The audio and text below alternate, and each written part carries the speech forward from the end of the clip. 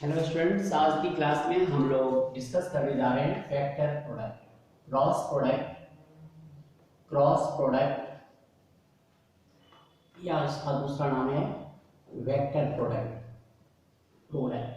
कहने का मतलब कि दो हमारे पास ये वेक्टर दे रहे हैं, ये हमारे पास, इसे हम ए वेक्टर से रिप्रेजेंट करें, ये बी है जिसे B vector small B vector से रिप्रेजेंट करें, और इन बिटवीन एंगल थीटा है, तो हमें इस दोनों वेक्टर का क्रॉस प्रोडक्ट निकालना है। तो पहला पॉइंट हमारे पास द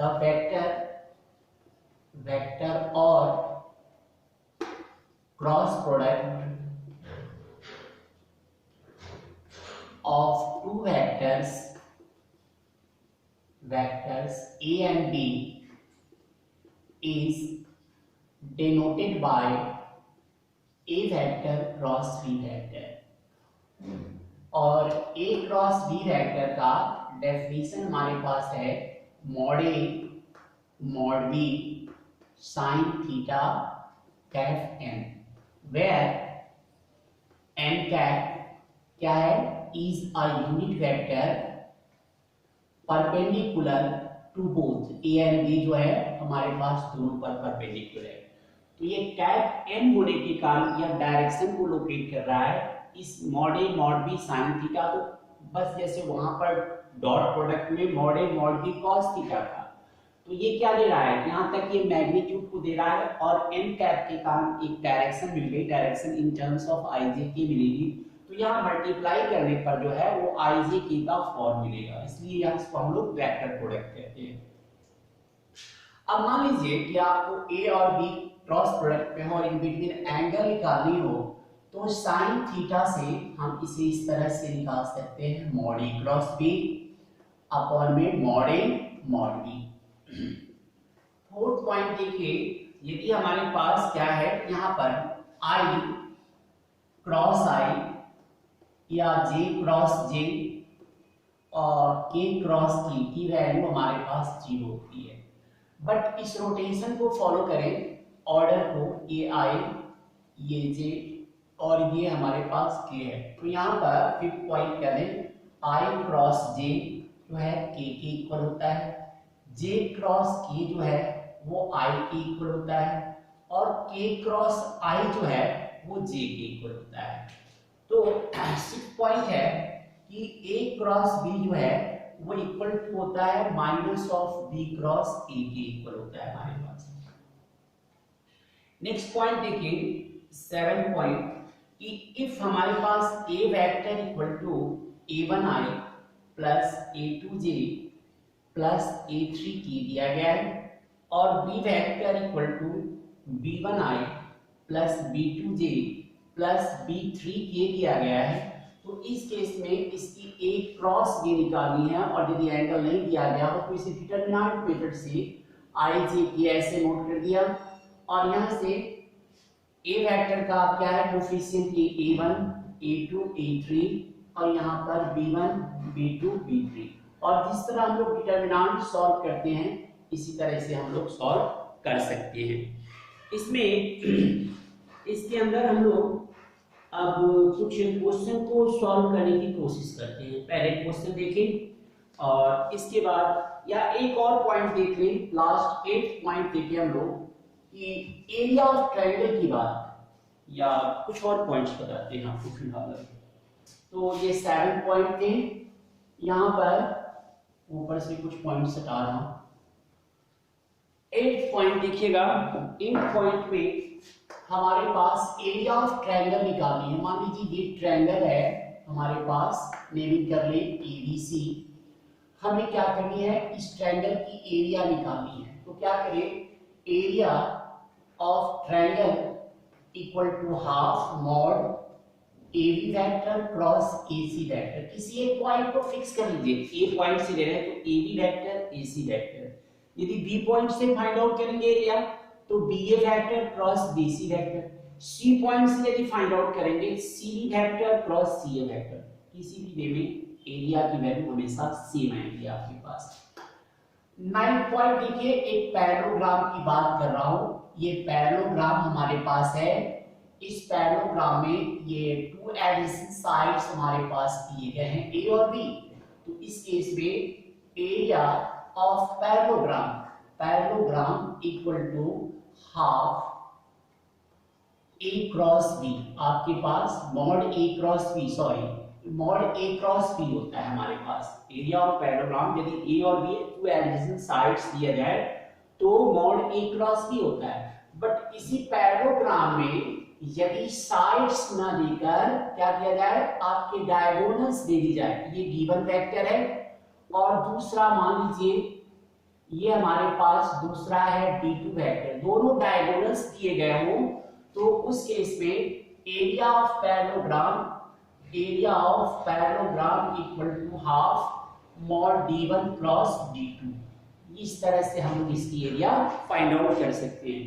तो ये 10 पॉइंट्स हमारे पास जो है इस क्रॉस प्रोडक्ट के रिलेटेड है। आप इसे ध्यान में रखें तो आप आराम से इसके क्वेश्चंस को सॉल्व कर सकते हैं। कैसे करेंगे अभी देखिए, क्वेश्चन से हम लोग समझाने की कोशिश करते हैं हम आपको। देखिए हमारी एक्सरसाइज है, ये एक्सरसाइज हमारे पास बन रही है एक्सरसाइज 10.4। इस एक्सरसाइज 10.4 में अब इसमें एक याद रखें कि ये सिर्फ यही दो एक्सरसाइज क्रॉस प्रोडक्ट और डॉट प्रोडक्ट ये दोनों हमारे पास इंपॉर्टेंट है। इससे ही रिलेटेड हमारा मिसलेनियस है, मिसलेनियस के सॉल्व एग्जांपल भी इंपॉर्टेंट है। तो इसमें आप इसके मिसलेनियस एक्सरसाइज को भी खुद से करेंगे, उसमें भी बहुत सारे इंपॉर्टेंट क्वेश्चंस हैं जो कि बहुत जनरली बोर्ड में हमारे पास आते हैं। आइए पहले क्वेश्चन देखते हैं 10.4 का। सबसे पहले फर्स्ट क्वेश्चन ही देखिए, छोटा सा क्वेश्चन है। पहला क्वेश्चन है कि कह रहा है find mod A cross B की वैल्यू चाहिए, मॉड ए क्रॉस बी की वैल्यू चाहिए आपको, जहां पर ए वेक्टर दिया गया है। ए वेक्टर हमारे पास गिवन है i minus 7j i cap minus 7j cap plus 7k cap, और बी वेक्टर हमारे पास दी गई है ये 3i cap minus 2j cap और प्लस में 2k कैप।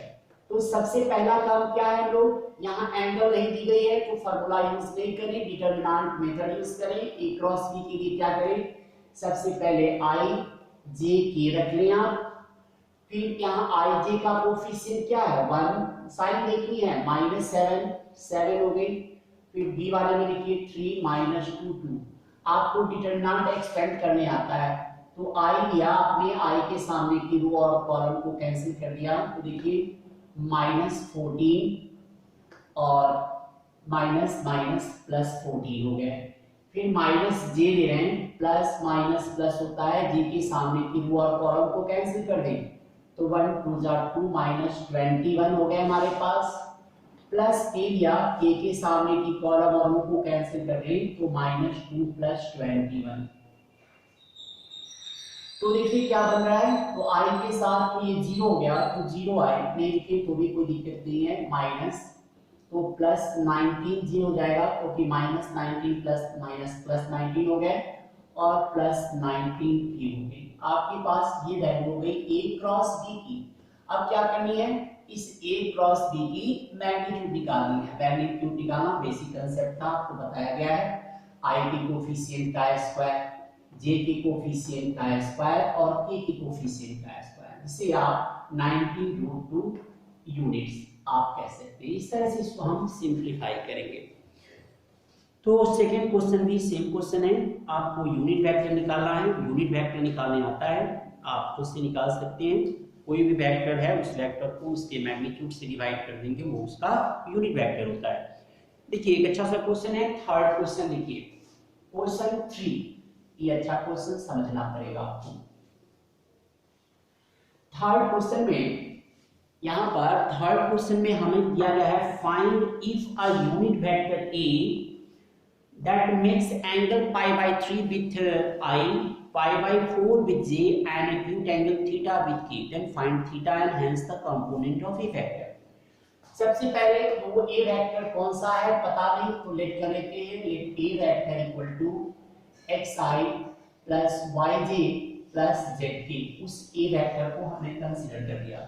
अब इस a वेक्टर की मैग्नीट्यूड निकाल लेते हैं। ये under root X square plus Y square plus Z square, एक यूनिट वेक्टर है तो उसके मैग्नीट्यूड की वैल्यू 1 होगी, तो 1 equal to under root X square plus Y square plus Z square, squaring both side root हटाने के लिए, तो X square plus Y square plus Z square equal to 1, इसे हम फर्स्ट इक्वेशन कंसीडर कर रहे हैं। अब ये देखिए a वेक्टर जो है वो i के साथ कौन सा एंगल बनाती है, हमारे पास क्वेश्चन में π/3 दिया गया है, तो a vector dot i vector equal to mod a mod i cos, दोनों के बीच की एंगल हमारे पास कितना है π/3, cos π/3। a वेक्टर आपके पास है xi cap yj cap zk cap dot i।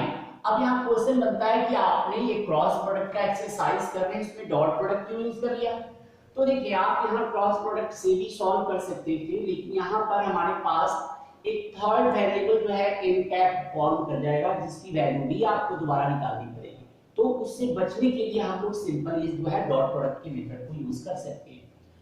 अब a एक यूनिट वेक्टर है, इसकी मैग्नीट्यूड 1 होगी, i भी क्या है यूनिट वेक्टर है, इसकी मैग्नीट्यूड 1 होगी, cos π/3, cos π/3 means cos 60, cos 60 की वैल्यू आपके पास 1/2 होती है, तो यहाँ वैल्यू रख दिया। अब डॉट प्रोडक्ट में i डॉट i 1 होता है, तो यहाँ से देखिए xi डॉट i तो x हो गया क्योंकि i डॉट i 1 हो गई, j डॉट i 0 जाते हैं, k डॉट i भी हमारे पास 0 होते हैं, तो सिर्फ x की वैल्यू आपके पास 1/2 आ गई। फिर देखिए अगेन ये जो a वेक्टर है वो j के साथ हमारे पास क्या कर रहा है, कौन सी एंगल बना रही है, वो π/4 एंगल फॉर्म कर रही है, तो ये हमारे पास mod a mod j cos π/4। अब फिर a वेक्टर की जगह xi plus yj plus zk dot j, a unit vector है 1 होगा, j भी यूनिट वेक्टर है 1 होगा, cos π/4 की वैल्यू 1/2 हो जाएगी। अब डॉट प्रोडक्ट में y i डॉट j 0 होता है, j डॉट j 1, तो y की वैल्यू हमारे पास 1/√2 मिल गई, देखिए x मिल गया y मिल गया। अब क्या करें, x y की इस वैल्यू को फर्स्ट इक्वेशन में पुट कर दीजिए, तो फ्रॉम इक्वेशन 1 से हम क्या करेंगे, x की वैल्यू 1/2 का स्क्वायर, y की है 1/2 का square plus z square equal to 1, तो 1/4 plus 1/2 plus Z square equal to 1, 4 LCM ले लिया, 1 plus 2 plus Z square equal to 1, तो जेड स्क्वायर को इधर रखे 1 माइनस 3/4, 4 एलसीएम लेकर ये 1/4, तो जेड की वैल्यू 1/2 बन गई, प्लस माइनस भी रख सकते थे आप, आपकी मर्जी है। तो इस तरह जेड वेक्टर जेड मिल गया। अब तो ए वेक्टर क्या मिल गए, कंपोनेंट पूछा था, तो ए वेक्टर हमारे पास हो गए x की जगह आप रख दिए 1/2y कैप प्लस j की जगह y की वैल्यू 1/2j कैप हो गई और z आपके पास 1/2k कैप, ये e वेक्टर मिल गया, कंपोनेंट ऑफ ए वेक्टर। अब थर्ड इसमें सेकंड पार्ट था कि वो निकालें वेक्टर जिसमें वो k के साथ एक्यूट एंगल थीटा बनाती है, तो a vector dot k vector equal to mod a mod k cos theta. अब a वेक्टर तो आप निकाल चुके हैं, किसी वैल्यू को रख दीजिए, half i cap plus 1/2j cap plus 1/2k cap और डॉट में k मॉड a1 kb1 ये cos थीटा, k से इसको मल्टीप्लाई कर दे तो हाफ हो गई क्योंकि k डॉट k की वैल्यू 1 होती है, इक्वल टू cos थीटा, तो theta equal to cos inverse 1/2, cos में 1/2 जो है π/3 की वैल्यू, तो थीटा की वैल्यू π/3 मिल गई और कंपोनेंट ऑफ वेक्टर्स हमारे पास ही मिल गए। तो ये क्वेश्चन 4 मार्क्स में हमारे पास बोर्ड में भी आया हुआ क्वेश्चन है, इस तरह से आप इस क्वेश्चन को सॉल्व कर सकते हैं।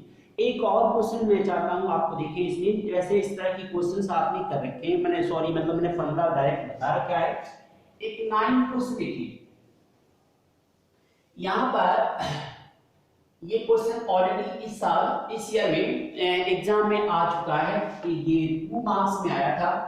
एक ट्रायंगल दी गई है, इस ट्रायंगल की वर्टिसेस आपके पास दिए गए हैं, 9 क्वेश्चन बात कर रहा हूं, ट्रायंगल की वर्टिसेस दी गई है हमारे पास अब देखिए वर्टिसेस क्या दी गई है यहाँ पर। 9th क्वेश्चन कह रहे हैं ए पॉइंट दिया गया है 1 1 2 1 1 2, बी पॉइंट हमारे पास दिए गए हैं 2 3 5 2 3 5 एंड सी पॉइंट आपके पास दिए गए हैं 1 5 5 1 5 5। तो क्या है क्वेश्चन में, area of triangle find out करनी है। हम ए पॉइंट को फिक्स रखकर ए बी वेक्टर और ए सी वेक्टर निकाल सकते हैं। आप बी या सी से भी निकालेंगे एक ही बात है कि ए बी वेक्टर, ए और बी दो पॉइंट दिए गए हैं, उससे ए बी वेक्टर कैसे निकालते हैं, position vector of B minus position vector of A, यानी x2 minus x1 i cap. तो 2 माइनस 1 ऐसे लिखा दूं 2 minus 1 i cap plus 3 minus 1 j cap.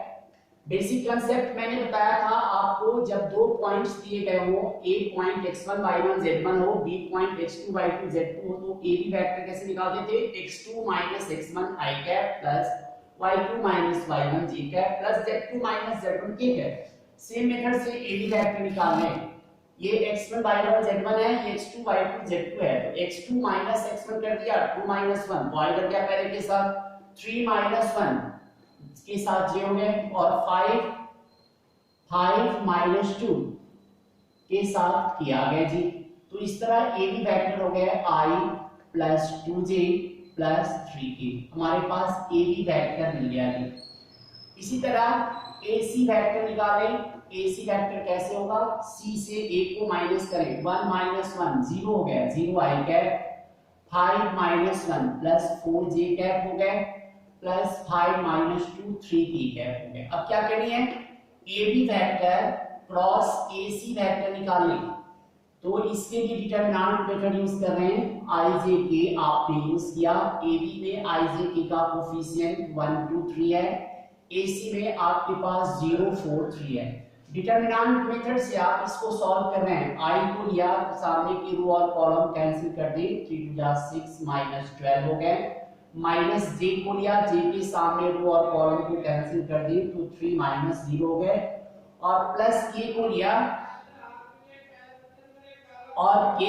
तो k के सामने की रो और कॉलम को कैंसिल कर दें, तो 4 माइनस आपके पास 0 हो गए।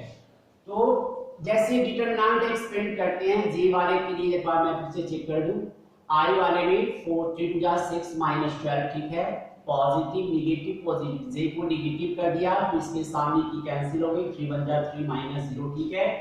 फिर प्लस k वाले k के साथ में 1 into 4 माइनस 2 into 0 सही है। अब इसको सॉल्व कर लिया जाए तो हमारे पास आ गया minus 6 i cap minus 3j cap plus 4k cap. ये हमारे पास क्या मिल गया, A B vector cross A C vector. अब इसका क्या करें, ए बी क्रॉस ए सी की आप मैग्नीट्यूड निकाल लीजिए।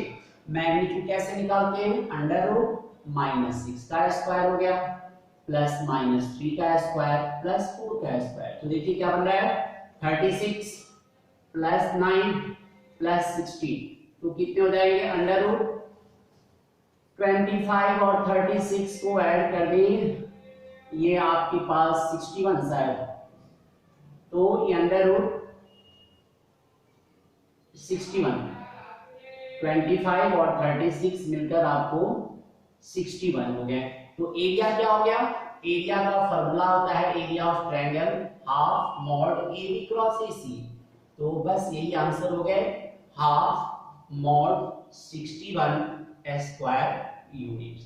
तो इस तरह आपकी होमवर्क बन रही है कि exercise 10.4 do all plus try to solve miscellaneous exercise. Vector में बस इतना ही, नेक्स्ट क्लास में हम लोग 3D के कंसेप्ट को डिस्कस करेंगे। आज के लिए बस इतना ही, थैंक यू।